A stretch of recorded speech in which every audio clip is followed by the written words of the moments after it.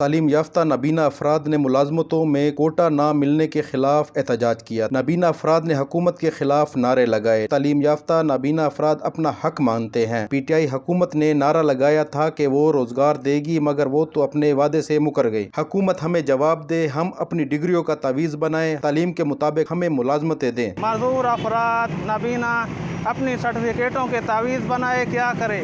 جو انہوں نے ایجوکیشن کی ہے ان کا وہ کیا کرے؟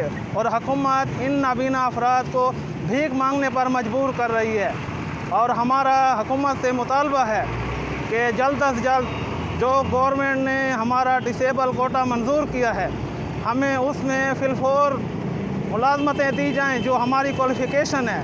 ہمارا مطالبہ ہے ہمیں اپنے حقوق دیا جائیں اور ہمیں ڈسیبل کوٹے پر عمل کیا جائے۔ ہمارا جو 2% ڈسیبل کوٹا ہے اس کا عمل کیا جائے، ڈسیبل کوٹے پر ہمیں لگائے جائیں، نہیں تو ہم بہت جلد ہم یہی اسی جگہ پر پھر ہم دھرنا دیں گے۔ نابینا افراد کے مطابق لکی مروت کے 17 افراد ڈیرے میں تعینات کر کے ہماری حق تلفی کی گئی ہے۔ ڈیرے میں حد سے زیادہ بے روزگاری ہے۔ ہمارے حکمران سوئے ہوئے ہیں جو دیگر اضلاع کے ممبران اسمبلی ہمارے حق پر ڈاکہ ڈال رہے ہیں۔ تمام محکموں کو اس بات کا پابند بنایا جائے کہ ہمارا حق ہمیں دیا جائے۔